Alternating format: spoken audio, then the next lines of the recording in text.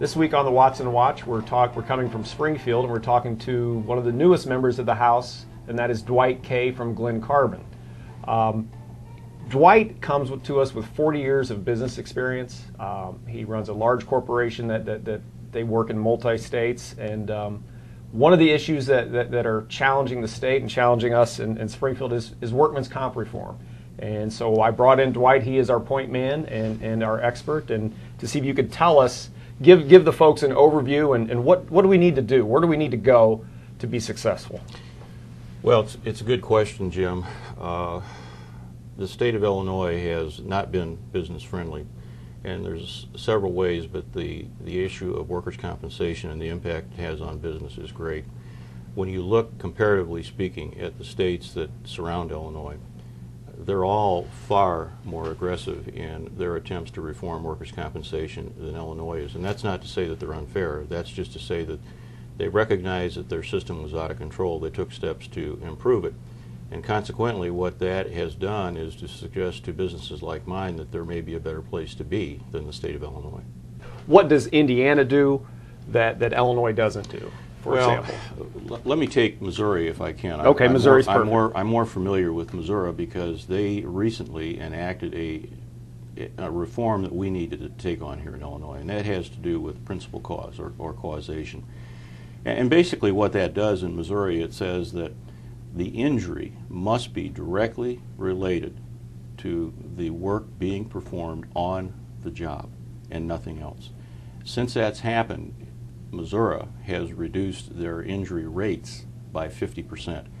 And that says to me that the definition in and of itself is critically important to what we do in Illinois. And if we don't make those changes, we're going to have a problem retaining businesses.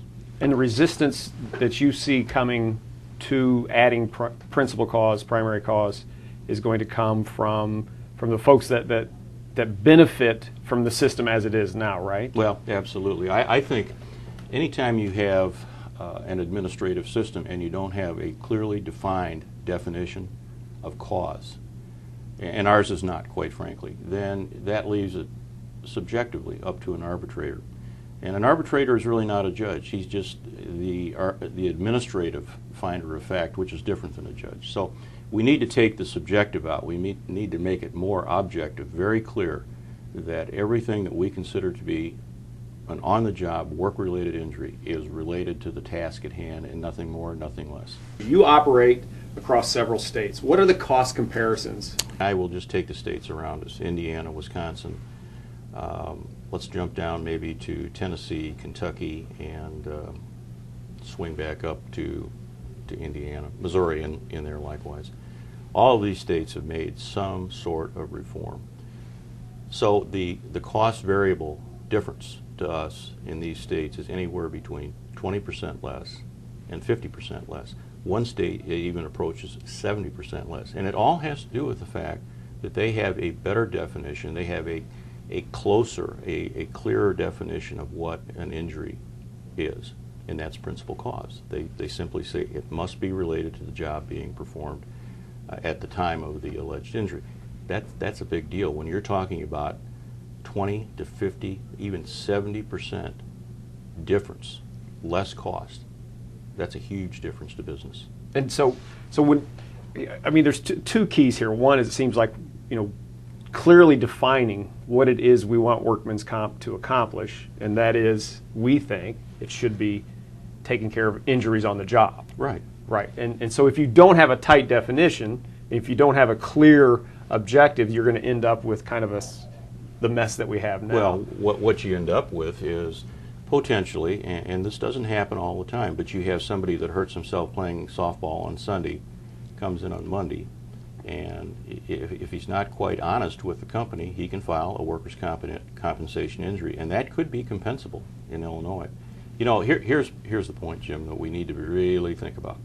Do we want workers' compensation in Illinois to be real compensation for an injured employee, or do we want it to be a benefit? And I don't think any of us want it to be a benefit. We want to just take care of injured employees. And I think the key for the general public to understand is, if we continue to put our businesses at this competitive disadvantage, we're going to lose opportunities not only for the kids coming through and graduating schools now, but for other people that are looking for employment. You cannot be pro-job and yet enact policies that work against job creators. Well, that's exactly right. There's not a business, whether it's large or small, in the state of Illinois, who is in business to lose money.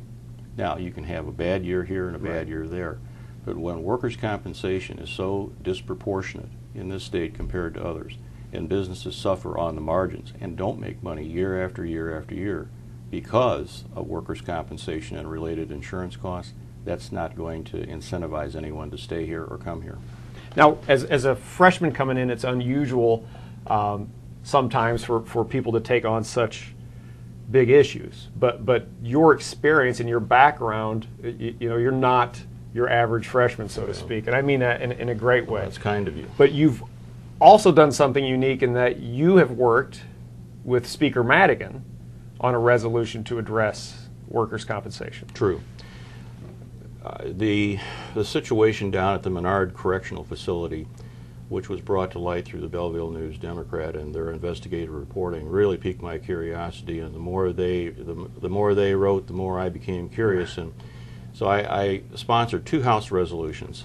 One which specifically dealt with Menard and other correctional facilities, where I called for an open forensic audit of that system in those correctional facilities.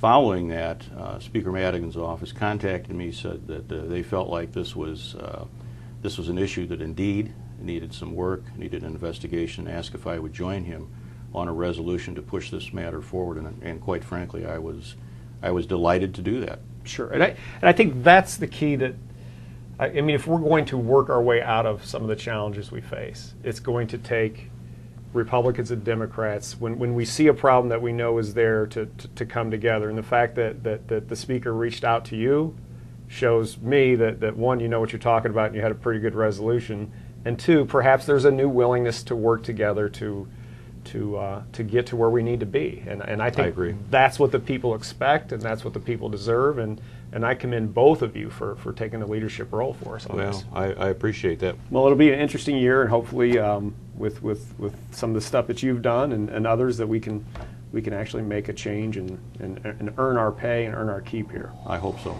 Thanks, Dwight.